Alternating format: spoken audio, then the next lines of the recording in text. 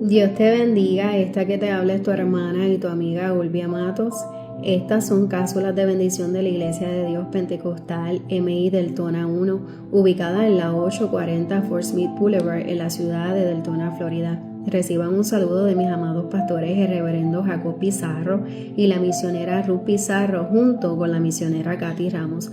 Para así comenzar en esta noche esta cápsula, yo quisiera hacer una oración. Padre, te adoramos y te bendecimos, Señor. Te damos gracias, Señor, por tu misericordia, por tu amor y tu infinita bondad, Señor. Gracias por tu cuidado, Dios mío, tu protección, tu favor y tu gracia, Señor. Gracias por la vida de cada amigo, de cada hermano, Señor. Bendíceles de una manera en especial. Gracias por tu palabra, porque ella es viva y es eficaz, Señor. Te damos gracias, Señor, en el nombre de Jesús. Amén. Así quisiera leer en el libro de Efesios, capítulo 5, versículo 15 en adelante. Y la palabra del Señor nos dice de la siguiente manera: Mirad pues con diligencia cómo andéis, no como necios, sino como sabios, aprovechando bien el tiempo, porque los días son malos. Por tanto, no seáis insensatos, sino entendidos de cuál sea la voluntad del Señor. Este libro, ¿verdad?, nos hace un llamado a vivir con sabiduría, propósito y discernimiento espiritual. Hoy quiero hablarles que procuremos que nuestras decisiones estén alineadas al propósito de Dios. Y cuando hablamos de propósito de Dios, requiere algunos requisitos vitales en la vida del creyente. Y como primer requisito, nos requiere la oración y el ayuno. Es importante que todo creyente esté conectado a esa fuente de la oración y el ayuno constantemente. Como segundo requisito, estudiar su palabra y no ser oidores olvidadizos, sino ser hacedores de su palabra. Como tercer requisito, buscar la paz espiritual. En Juan 14:27 nos dice: mi paz os dejo y mi paz os doy, no como el mundo la da. Ciertamente Cristo es la paz que tanto esta humanidad necesita. Y como cuarto requisito, la sabiduría. La Biblia nos enseña que el que esté falto de sabiduría, pídala al Señor, el cual nos la dará. Como quinto requisito, el discernimiento. Es importante que nosotros le pidamos al Señor discernimiento para que podamos discernir los tiempos en los cuales estamos viviendo. Hay algunos principios bíblicos que nos ayudarán a la hora de tomar decisiones. Orar por dirección para que cada paso que demos sea en la dirección correcta. Reconocer la soberanía de Dios, aceptar que Dios es soberano y que Dios hace como quiere, que a veces no entendemos el plan y el propósito del Señor, que a veces no entendemos por lo que estamos atravesando, pero el Señor no nos ha mandado a entender, sino que el Señor nos ha mandado a obedecer en el propósito divino que Él tiene para con cada uno de nosotros. La palabra como fundamento. Es importante que escudriñemos su palabra y estudiemos su palabra.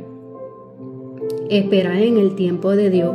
Muchas de las veces nos desesperamos y la desesperación nos lleva a tomar decisiones incorrectas. Es importante que no te desesperes, que seas paciente en medio de la espera. Confiar y tener un corazón rendido. Confiar en el proceso y dejar que sea el Señor guiando nuestros pasos, porque cuando el Señor guía nuestros pasos, ciertamente hay bendición. Buscar el consejo sabio. No sabemos que no todo el mundo sabe dar buenos consejos, pero si en algún momento sabes que una persona te está dando un buen consejo, aprender a aceptar el buen consejo que te están dando y ponerlo por práctica.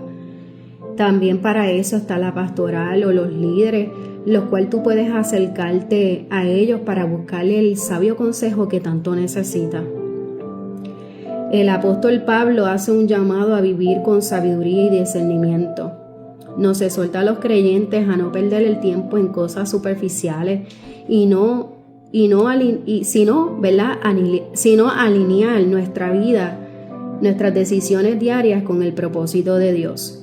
Mirad pues con diligencia cómo andéis. Pablo nos enseña a no ser descuidados, sino observar y evaluar cada decisión, actitud y paso que damos para evitar la necedad y dirigirnos con sabiduría y prudencia, aprovechando bien el tiempo. Hacer que cada día cuente para la vida eterna. Ser mayordomos del tiempo que el Señor nos ha dado, del tiempo que el Señor nos ha regalado. Invertir nuestro tiempo en las cosas espirituales y no desperdiciar nuestro tiempo en las cosas que son materiales, en las cosas que son pasajeras. Porque los días son malos. Pablo reconoce que el mundo está lleno de influencias negativas y distracciones. Vivir sabiamente implica a no dejarse arrastrar por la corriente del mundo. Entender que hoy en día estamos viviendo tiempos peligrosos. Pablo específicamente en la carta a los Timoteos, primera de Timoteos 4:1 nos dice: pero el Espíritu dice claramente que en los postreros tiempos algunos apostatarán de la fe, escuchando a espíritus engañadores y a doctrinas de demonios.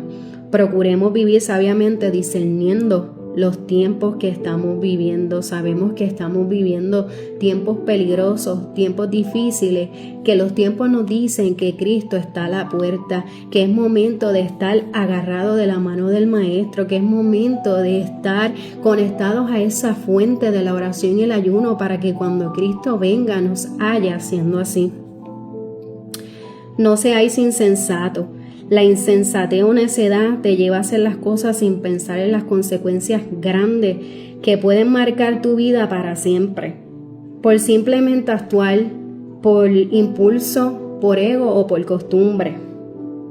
Sino entendido de cuál sea la voluntad del Señor. Tenemos que priorizar la dirección divina al tomar cualquier decisión. Desde las más cotidianas a las más importantes.